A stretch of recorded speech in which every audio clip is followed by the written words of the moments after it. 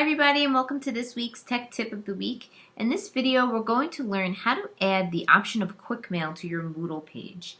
Now a lot of people don't know about this feature, but what it lets you do is it allows you to email your entire class within the Moodle platform. This way you don't have to go in Mailport and type in all the students' email addresses or figure out some other way of contacting them. In this case, all of the students are already in the Moodle platform, so it makes it easier for you to contact them all at once.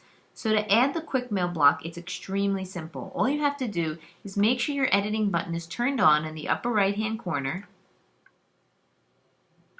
Then once the page loads, scroll down, and on the left-hand side you'll see Add a Block.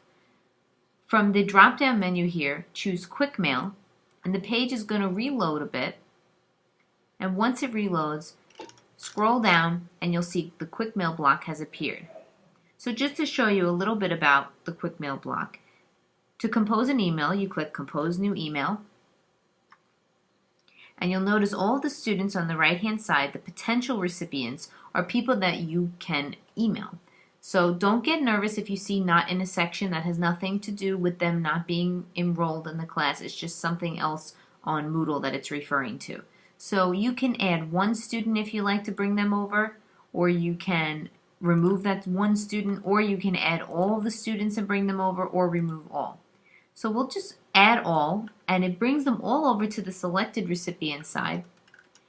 Scroll down, you can add an attachment if you like. You can drag and drop your attachment, or you can add it by using the file picker and clicking add.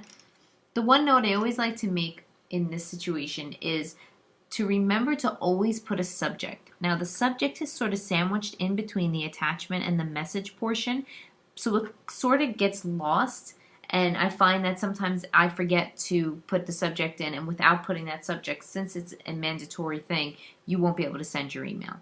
So you just want to make sure that you put your subject in there, you type your message, and then you can edit your message by using the HTML editor here as well. You can bold it or change the color, or you can pretty much play around with all of these settings here and see which ones that you like the most. You can also expand the box here to write your email if it's too small, and you can make it a little bit bigger for yourself.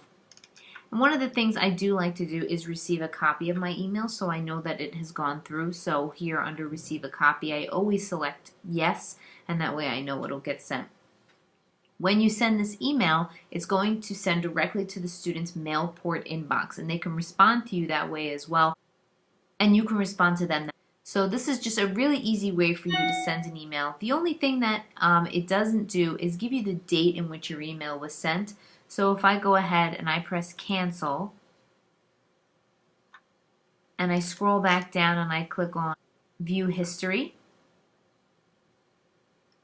this is an email that I sent. You'll notice that it doesn't give the date of when I sent that email out. So you just want to make sure you send yourself that copy so that way you have an idea of when that email was sent and you can keep a record. Quickmail is one of my favorite features on Moodle because it just makes your life 10 times easier, and it allows you to email a large group of people without having to spend extra time putting individual email addresses in or trying to figure out alternative ways to contact the students.